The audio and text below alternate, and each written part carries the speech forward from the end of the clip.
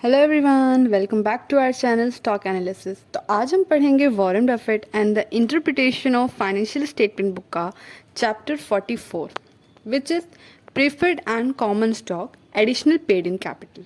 तो जितना इजी इसका नाम है उतना ही ईजी है चैप्टर। तो शुरू करते हैं।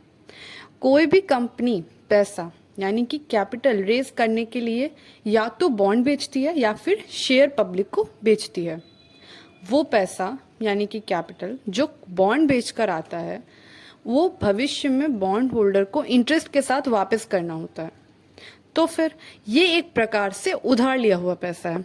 लेकिन जो पैसा कंपनी शेयर बेचकर कर लाती है यानी कि प्रीफर्ड स्टॉक हो या फिर कॉमन स्टॉक बेचकर रेज करती है, जिसे इक्विटी भी कहते हैं, वो पैसा कंपनी को कभी भी पब्लिक को वापस नहीं करना होता।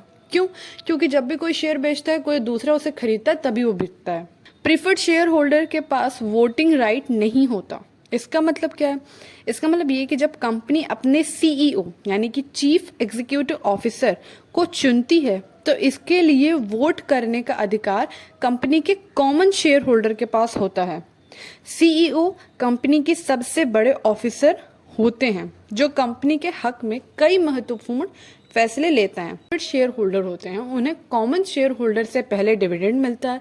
और जब भी कंपनी बैंकरप्ट होती है यानी कि जब दिवालिया हो जाती है उस स्थिति में भी जो प्रीफर्ड शेयर होल्डर होते हैं उन्हें कॉमन शेयर होल्डर से पहले ही पैसा दिया जाता है।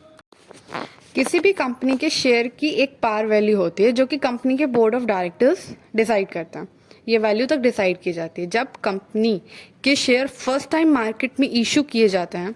उदाहरण के लिए ले लेते हैं कि कोई कंपनी एक्स है, ठीक है, जिसकी पार वैल्यू प्रति शेयर यानी कि पर शेयर ₹100 है। लेकिन जब वो कंपनी पब्लिक को शेयर इशू करती है तो उसे वो 120 प्रति शेयर के रेट से इशू करती है। तो वो पैसे जो 100 के ऊपर है यानी कि जो एक्स्ट्रा हैं, जिसे इस एग्जाम्पल के लिए हम 20 रुपये मानेंगे, ठीक है, तो वो 20 रुपये कंपनी अपने बैलेंस शीट में एडिशनल पेड इन कैपिटल के सामने लिखेगी।